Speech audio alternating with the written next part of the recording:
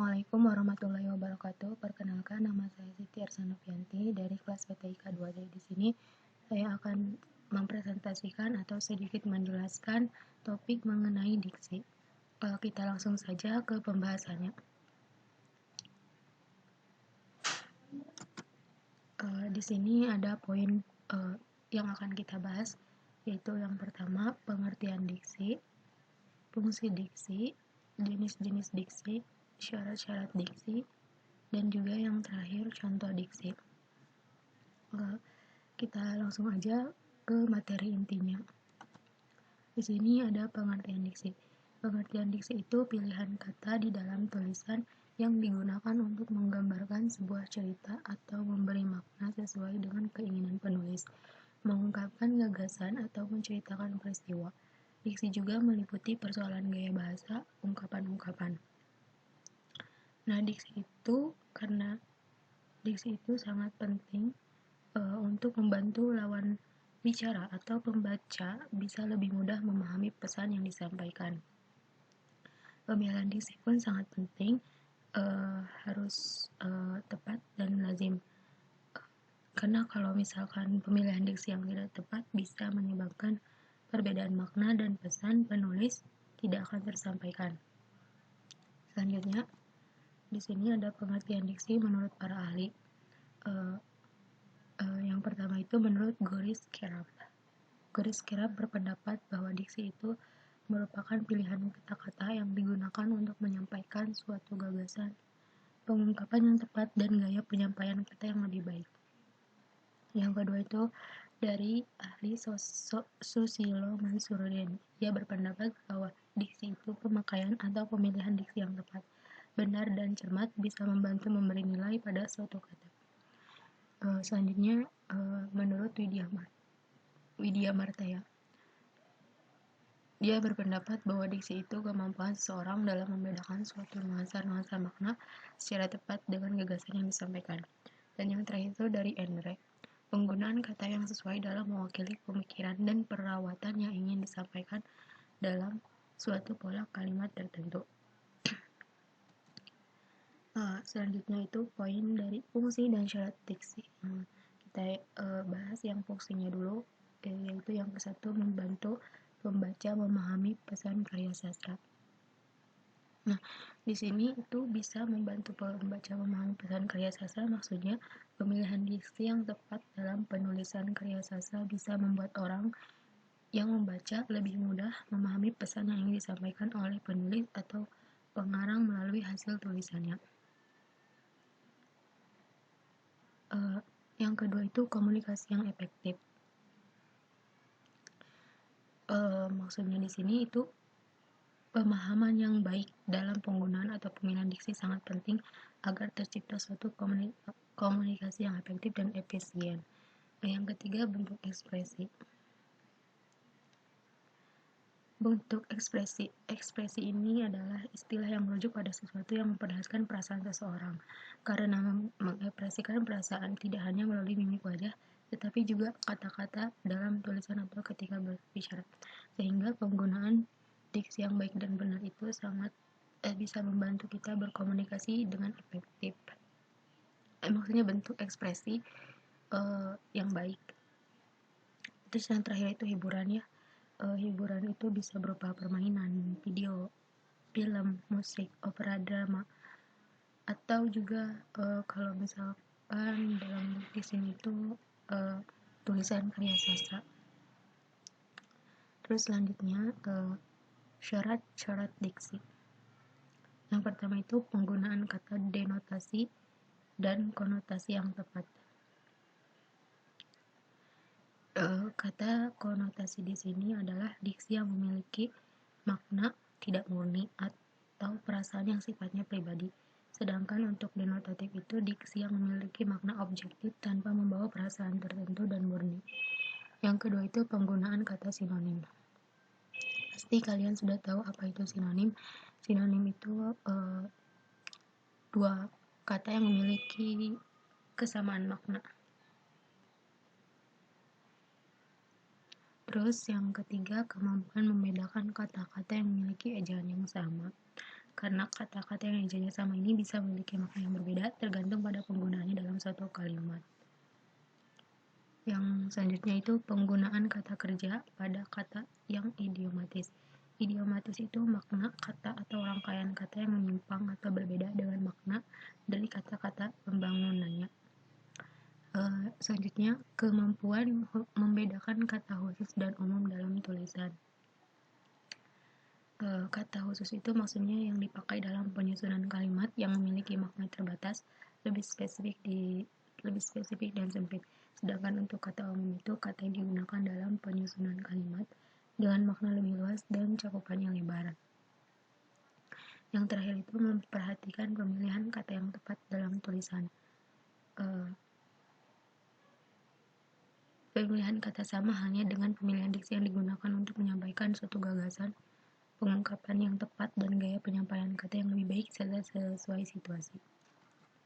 Selanjutnya di sini ada jenis-jenis diksi. Jenis-jenis diksi sendiri itu dibagi dua ya. Yang pertama kita bahas dulu diksi berdasarkan makna. Di sini diksi berdasarkan makna juga terbagi menjadi dua, yaitu makna denotatif. Makna denotatif itu bersifat umum, diksi dengan makna yang sebenarnya dari suatu kalimat atau kata. Di sini ada contoh jerawat disebabkan oleh sebum pada wajah. Dan yang contoh kedua, jerapah memiliki leher lebih panjang dari hewan lainnya. Makna denotatif sendiri itu memiliki ciri-ciri sifatnya yang literal dan biasanya hasil dari observasi dari panca indera, yakni penglihatan, penciuman, pendengaran, perasaan, atau pengalaman fisik lainnya. Selanjutnya, makna konotatif. Makna konotatif itu bersifat khusus, kata atau kalimat yang memiliki arti bukan sebenarnya atau bisa diartikan sebagai makna kias yang berkaitan dengan rasa. Kita lihat contohnya, banyak pahlawan yang telah gugur dalam medan perang. Gugur di sini memiliki makna meninggal dunia. Selanjutnya, contoh selanjutnya, Tasya adalah anak emas di kelas karena ia sangat rajin. Anak emas di sini memiliki makna anak yang paling disayang. Jadi Tasya adalah anak yang paling disayang di kelas karena ia sangat rajin. Jenis diksi berdasarkan leksikal. Ini juga dibagi menjadi beberapa bagian. Yang pertama itu sinonim. Sinonim persamaan makna seperti mampus yang mengekspresikan hal-hal kasar dan wapat mengekspresikan hal-hal yang halus. Selanjutnya antonim, berlawanan atau berbeda. Seperti misalnya di sini ada contohnya naik, turun, besar, kecil, tinggi, pendek, dan lain-lain. Selanjutnya homonim. Homonim itu pelafalan dan ejaan yang sama tetapi artinya berbeda. Seperti kata bulan yang bisa memiliki makna sebagai satelit alami sekaligus arti waktu. Homopon, ejaan dan makna berbeda, tetapi pelafalannya terdengar mirip seperti bank dan bank. Di sini bank itu merupakan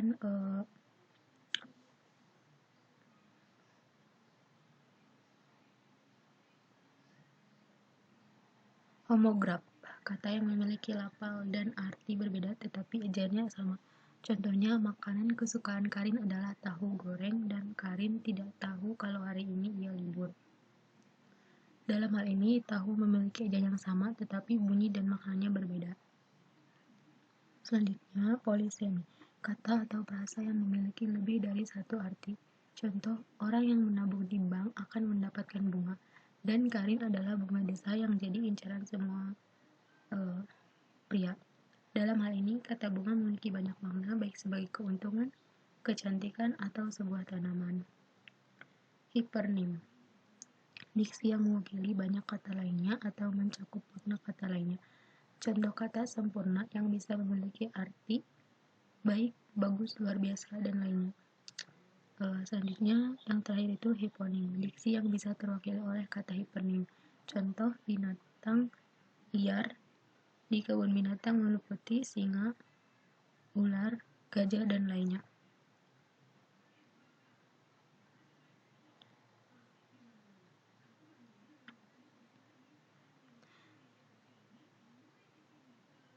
Pada kalimat itu, kata binatang liar termasuk hipernim, sedangkan gajah, singa, buaya, dan lainnya termasuk hiponim. Dan yang terakhir itu sekarang yang kita bahas itu contoh diksi.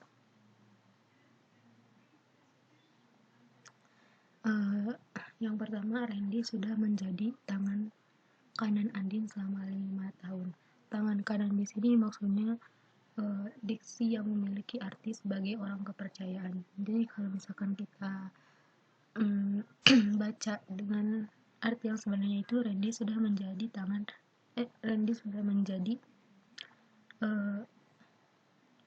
orang kepercayaan Andin selama 5 tahun.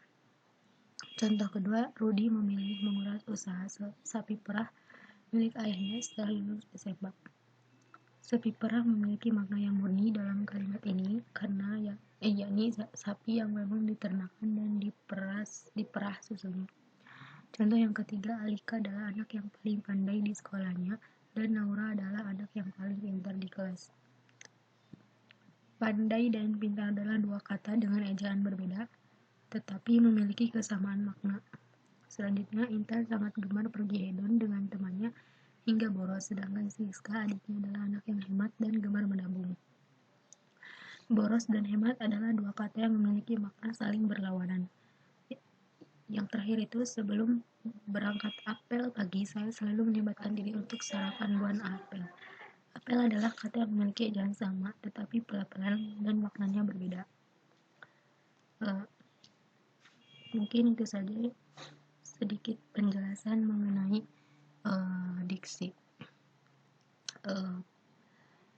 Saya akhiri, kurang lebihnya mohon maaf. Terima kasih. Wassalamualaikum warahmatullahi wabarakatuh.